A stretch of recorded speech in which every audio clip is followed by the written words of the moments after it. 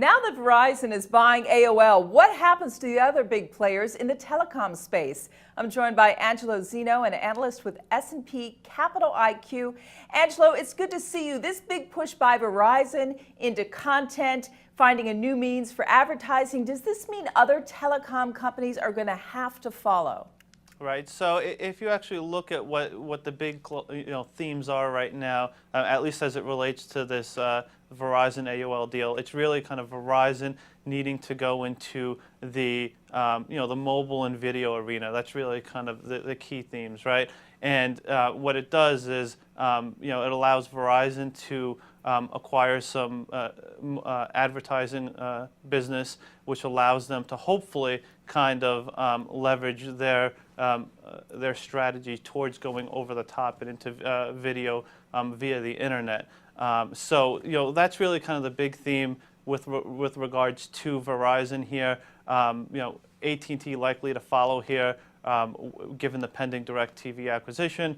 But overall, we think that this is a theme that's going to stay and will continue to emerge. So we'd expect others within the space to also look at potentially making partnerships, maybe not acquisitions, but nonetheless a very important theme we think as consumers really shift towards using more video and content over the internet. All right, so let's talk about the rest of the bunch, if you will. You mentioned AT&T and DirecTV. You think that happens? Will that content be sufficient for AT&T?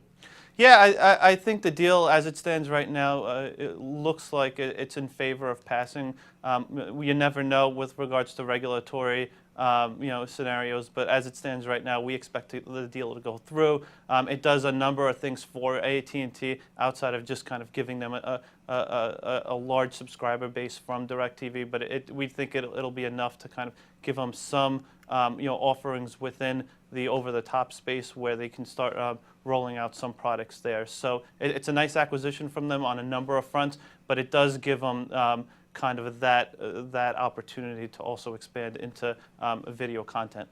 So T-Mobile's CEO has talked about a possible deal with Dish. Is that more likely to happen, or does T-Mobile have to pair up with somebody, anybody? Yeah, I think T-Mobile ends up being a very interesting company here. So we've seen them be very successful here over the last 2 years, ever since John Legere has really kind of taken over the helm at T-Mobile. However, with regards to T-Mobile now, there's really kind of an opportunity for them to join alliances with somebody. Whether or not that's Dish Network, remains to be seen. We think there is potential where John Legere actually talked about teaming up with a cable provider that also owns the content like a Comcast. That's all speculation right now, but I think T-Mobile right now could potentially be in play given the scenarios we've seen. What about Sprint? Sprint, I think, is more.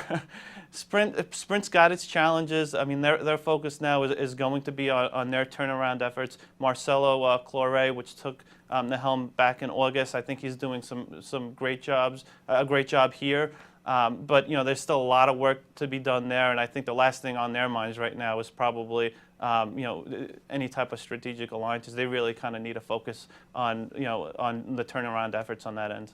So the wireless industry's subscriber growth is slowing. So is this the way of the future? Is this a whole new chapter for these companies?